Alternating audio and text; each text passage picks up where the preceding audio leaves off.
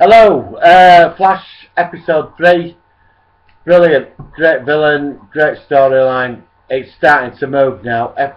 We got this on the third episode, blew last week's out of the water, found last week's was alright, a bit drab. Got back on pace this week. It's a very colourful programme, whereas Arrow's really darker. You know, where like Barry lives in Central City, it's more colourful, the people, it seems a nicer place. Do you know what I mean? And I sort of quite like that. I like the bird's eye view at the beginning with the street running about. It's how you'd picture it if you could see it in real life. You know. Right. Story, when the accelerator happened, the energy wave hit this guy while they were having a death sentence, and he became the mist. He got the power to metahuman into gas, cyanide gas, which is, you know, were very good. The Team Flash are back at the vault, you know, doing the usual stuff. We get more into Ronnie Raymond, the Firestorm character, which is coming in a couple of weeks. It's going to be extremely interesting to see that. She's like developing a bit of a relationship with Barry. Dr. Wells is sneaking about as usual, just pretending to be nice to everybody, but he's got a secret agenda. And we dig more into his relationship with Iris's dad, which I'm starting to enjoy that actually, how we brought him up and stuff. And, you know, it's going to help him, you know, sort his dad's proven to be innocent. So, the story is, it starts off pretty good. There's a shootout police after this villain, gangster, whatever, robber, and Flash is on the loose all over the city, zeroing around, zipping around, just gets in the car, zips him off, puts him back at police car. Brilliant. This is so what you'd see in the comics. And then we jump into just the usual stuff of all the characters running about and their lives and that. And Barry starts, the cold scientist, you know, her that works for Team Flash, they've started to build a bit of a rapport, even though he is in love with Iris. And Dr. Wells, he's been a bit more, well, I don't know, a bit more standoffish. We start jumping back to the night of the accelerator accident, and guess who we get? Ronnie Raymond, aka Firestorm. And it's going to be interesting. I hope we get to see what he actually looks like, you know, with the head all on fire and the costume. You know, that's going to be pretty cool to see that. So I don't know about Martin Steen. Obviously he was working on something at somewhere where they both merged to become Firestorm. So it all comes out now at the accident of the accelerator, and we're going through all, but he sacrifices himself to blast the energy up into the air, instead of going sideways, because it's a level Central City. A big sacrifice. She's upset. Cisco, he goes off and has to do what he's got to do this, and we're jumping around in the past on that night, and then we move back to the future. It comes out the mist. He goes in and kills a lot of gangsters because they betrayed him to police, but he was a hitman.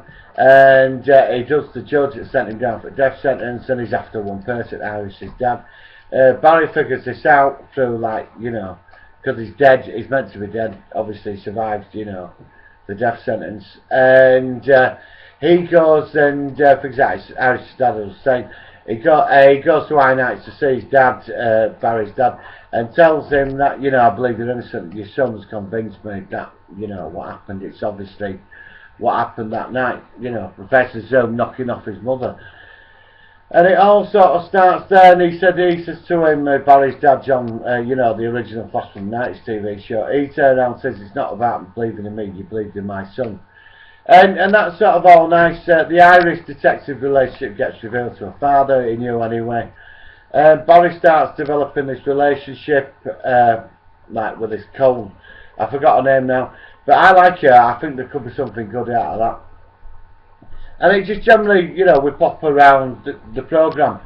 And then comes the final battle. They decide that the accelerator, they all decide that no Ionite prison can't hold metahumans. So they use the accelerator and convert parts of it into some kind of sort of super maximum prison to hold evil metahumans. But obviously they're not all going to be evil, you know. So... anyway, Barry goes off to battle Mist. He attacks the detective. He uses the thing that could strip him of his power, the antidote, and zaps it into Iris's dad because he's poisoned him. And then there's a big fight outside.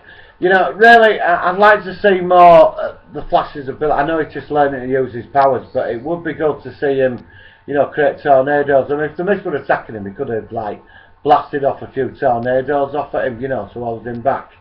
And why didn't he just put a gas mask on so he couldn't get in his face? You know, I mean, alright, I'm not being picky, but it was a great special effects, great battle scene, but I thought there would have gone a bit more. I just want to see a bit more of the Flash's powers. He can do more than just zip about. There's so much more he can do. Love the lightning effect around him. And, well, obviously, he gets worn out. He can't change into Mist anymore. And then that's when the Flash moves in and knocks him out. And that's it, really. So he gets locked up in super prison. He's trying to get out. He can't. There's a big magnetic force field around it and all the rest of the stuff. And it just, you get the speech at the end, you know, about what Barry seems to be giving these sort of monologue tone speeches towards ending him zipping around again. And then we jump on to Dr. Wells, the night of the accelerator accident. Well, it's all kicking off.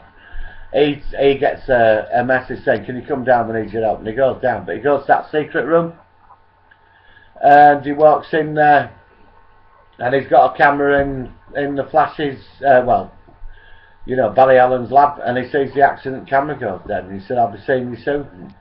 And that's what's interesting. You know, alright, it's looking like he could be Professor Zoom, but I don't know.